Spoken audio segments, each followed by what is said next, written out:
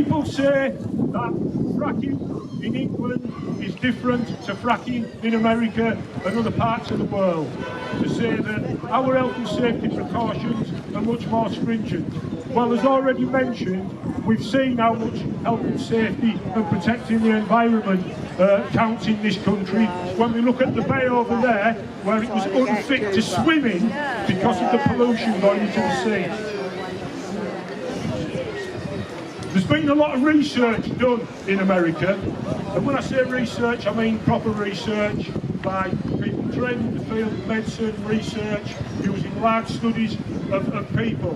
What I'm going to mention now is research that's been done by the National Institute of Environmental Health Sciences, and it's been shared by organisations like the British Medical Journal in Britain. A study was done in 2022, and they found that amongst older people, 65 plus, that if you live near or downwind, and the definition of near was about half a mile of a fracking well, the risk of dying prematurely was increased by 2.5%. 3.5% if you live downwind. I believe that it's a westerly wind we've mainly got in that area that mercifully blows out to sea.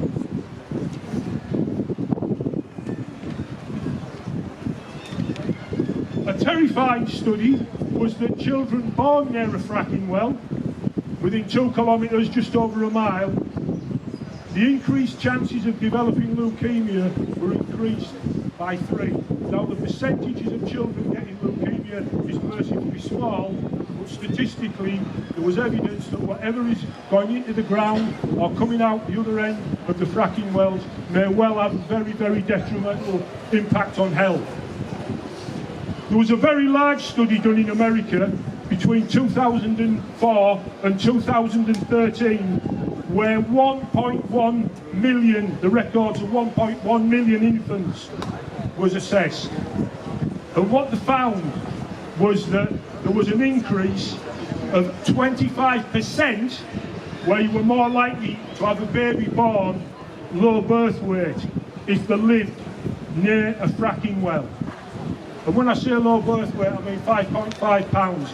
And don't get me wrong, I'm not saying every baby that is born of low birth weight is at risk, but there is some associated evidence of developmental delay and further health problems in life. 25%, that's a terrifying statistic.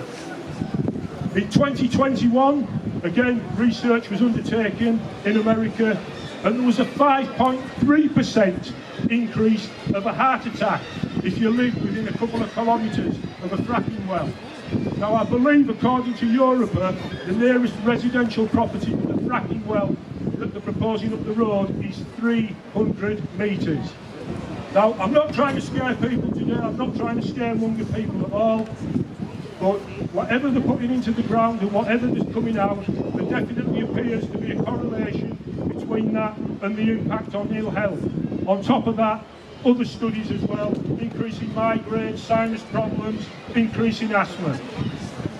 That's the evidence that's definitely emerged from America. That's not an opinion, that's evidence. What particular chemical it is, whether or not it is going to be used up the road or not, we don't know for definite. There hasn't been sufficient research. And I'd just like to reiterate the message that's been shared by other speakers today. This isn't about not in my backyard, this is not about NIMBYism. We don't want fracking here, we don't want fracking anywhere. And the people that are making the decisions in there, what I've shared with you today is information that's readily available by the British Medical Association, Greenpeace, etc. Good luck today, and let's make sure they make the right decision in there today. Thank you.